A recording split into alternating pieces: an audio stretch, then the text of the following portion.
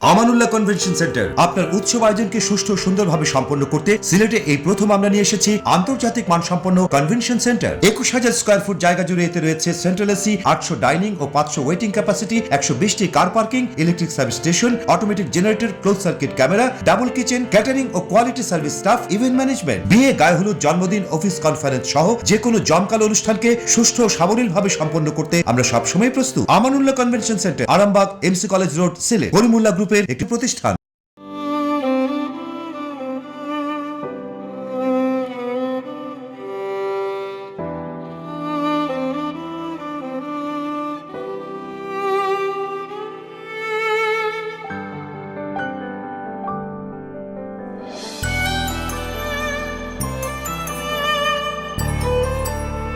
এমন অনেকগুলো হাসি হয়ে উঠুক আমাদের পথ চলার অনুপ্রেরণা। North east cancer hospital, world class cancer treatment in Sylhet.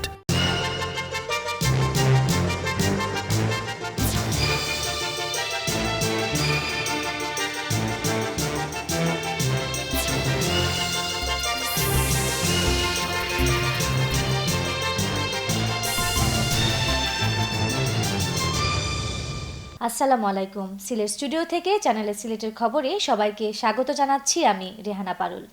শুরুতেই শিরোনাম। উৎসব মুখর পরিবেশে নানা আয়োজনের মধ্য দিয়ে সিলেটে বাংলা বর্ষবরণ উদযাপন। সিলেট সহ সারা বাংলাদেশে 6.9 মাত্রার শক্তিশালী ভূমিকম্প অনুভূত। জনমনে আতঙ্ক ছড়ালেও কোনো ক্ষয়ক্ষতি হয়নি।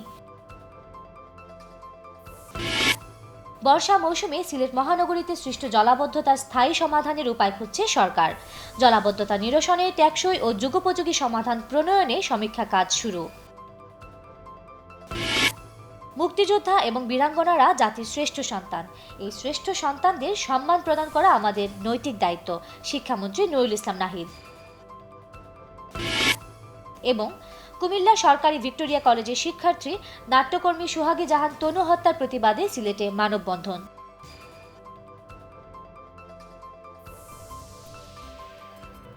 শুনছিলেন শিরোনাম, এবারে বিস্তারিত। বাংলা নতুন বছরকে বরণ করে নিতে ভোর হতেই মুখরিত হয়ে ওঠে সিলেট। সকল বয়সের মানুষ রঙিন পোশাকে সেজে সকাল থেকেই জড়ো হতে থাকেন সিলেটের বিভিন্ন অনুষ্ঠান স্থলে। সকালে নগরীতে সিটি কর্পোরেশন ও সংস্কৃতি কর্মীদের আয়োজনে মঙ্গল শোভাযাত্রার মধ্য দিয়ে শুরু হয় বর্ষবরণের নানা আয়োজন। সিলেটের বর্ষবরণের খবর জানাচ্ছেন বেলাল আহমেদ, ক্যামেরায় ছিলেন আমিমুল এহসান রাহিন।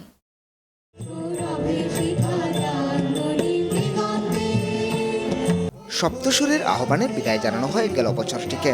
শত শত কণ্ঠে গাওয়া হয় নতুন বছরের আবাহন বার্তা। বাঙালি জাতিকে আত্মপরিচয়ে এগিয়ে নিতে নববর্ষ যোগায় প্রেরণা, উৎসাহ আর সাহস যোগায় নতুন করে পথ চলায়। তাই তো কোনো রক্তচক্ষু দমাতে পারে না, গানে গানে বেজে ওঠে সম্প্রীতির সুর।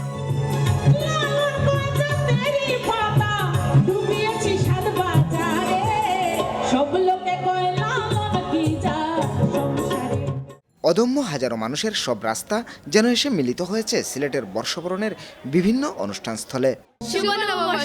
এই পৃথিবীতে যতদিন বাঙালি থাকবে ততদিন বৈশাখ বরণ হবে, বাংলা বর্ষকে স্বাগত জানানো হবে, এইভাবে এই প্রাণের উচ্ছ্বাসে। মঙ্গল শোভাযাত্রার মধ্য দিয়ে শুরু হওয়া বাঙালির আবহমান সংস্কৃতির অসাম্প্রদায়িক এই উৎসব নেচেগে উদযাপন করেন উৎসবপ্রিয় নগরবাসী। সবার একটাই প্রত্যাশা, সহিংসতা ও সংঘাতমুক্ত নতুন একটি বছরের। দেশে যে হানাহানি, তারপর সাম্প্রদায়িক দাঙ্গা, এগুলো আমরা চাই না। সবাই খুব ভালো থাকুক, শান্তিতে থাকুক, সুখে থাকুক, এটাই চাই। আমরা আশা রাখি যে প্রলয় বন্যায় আনন্দ উৎসবের মধ্যে যেন এই বৈশাখ এবং এই বছরটা আমাদের উদযাপিত হয়।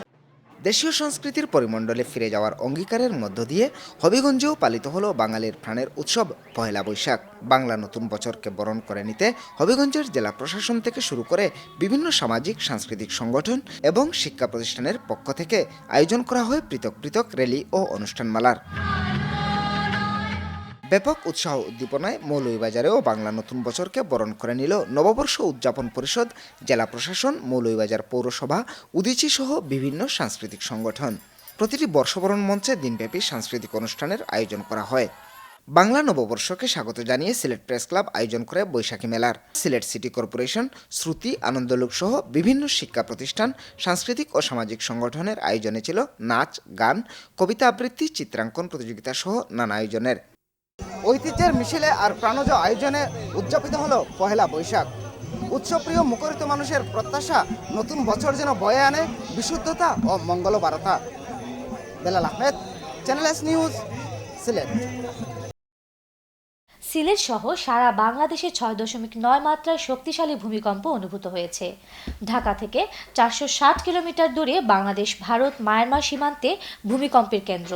ভূপৃষ্ঠ থেকে এর গভীরতা 120 কিলোমিটার। বুধবার সন্ধ্যা 7:57 শক্তিশালী এ ভূমিকম্প অনুভূত হয়। ভূমিকম্পে অন্যান্য স্থানের মতো সিলেটেও আতঙ্ক ছড়িয়ে পড়ে, তবে বড় ধরনের কোনো ক্ষয়ক্ষতির খবর পাওয়া যায়নি।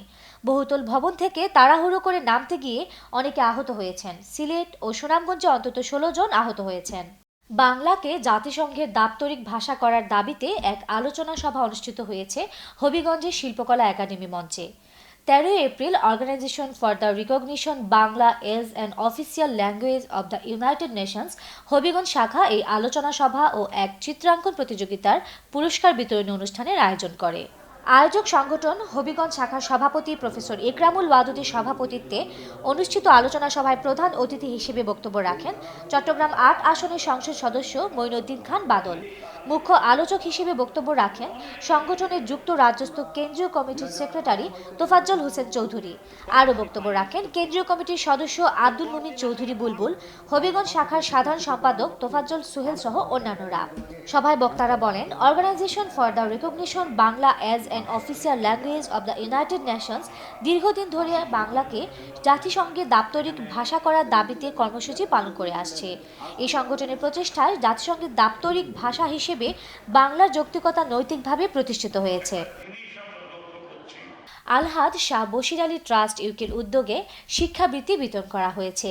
শুক্রবার ওসমানীনগর উপজেলার ওসমানপুর ইউনিয়নের 5 পাড়া হাফিজিয়া ইসলামিয়া দাখিল মাদ্রাসায় প্রথমবারের মতো এই বৃত্তি প্রদান অনুষ্ঠান অনুষ্ঠিত হয়।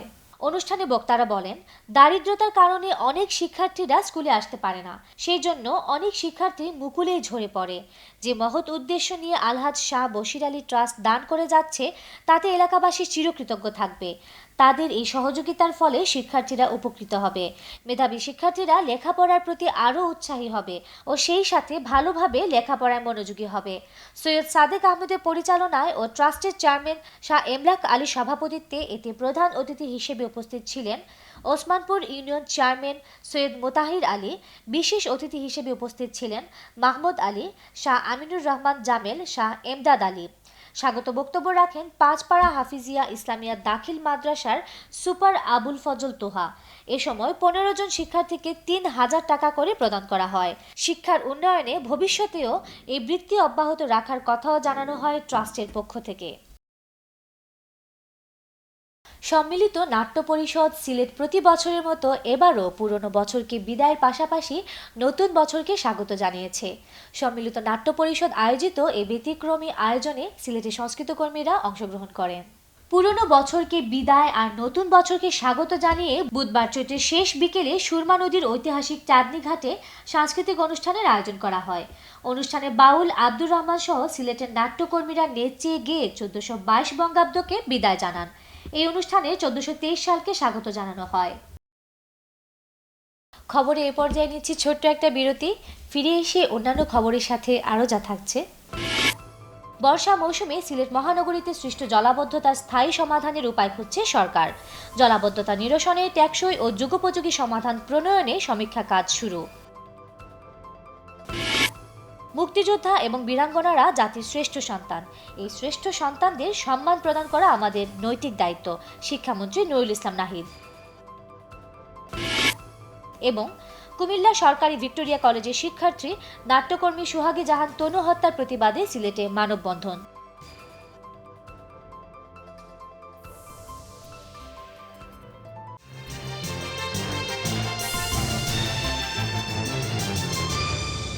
আমানুল্লাহ কনভেনশন সেন্টার আপনার উৎসব আয়োজনকে সুষ্ঠু ও সুন্দরভাবে সম্পন্ন করতে সিলেটে এই প্রথম আমরা নিয়ে এসেছি আন্তর্জাতিক মানসম্পন্ন কনভেনশন সেন্টার। 21,000 স্কয়ার ফুট জায়গা জুড়ে এতে রয়েছে সেন্ট্রাল এসি, 800 ডাইনিং ও 500 ওয়েটিং ক্যাপাসিটি, 120টি car parking, electric service station, automatic generator, close circuit camera, double kitchen, catering ও quality service staff, event management, বিয়ে, গায়ে হলুদ, জন্মদিন, অফিস কনফারেন্স সহ যে কোনো জমকালো অনুষ্ঠানকে সুষ্ঠু ও সাবলীলভাবে সম্পন্ন করতে আমরা সবসময় প্রস্তুত। Amanullah convention centre, Arambagh, MC college road, Sylhet. Karimullah গ্রুপের একটি প্রতিষ্ঠান।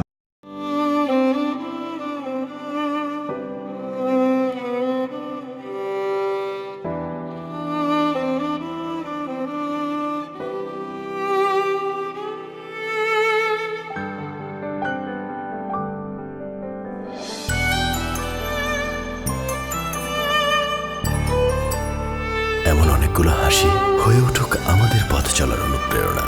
North east cancer hospital, world class cancer treatment in Sylhet.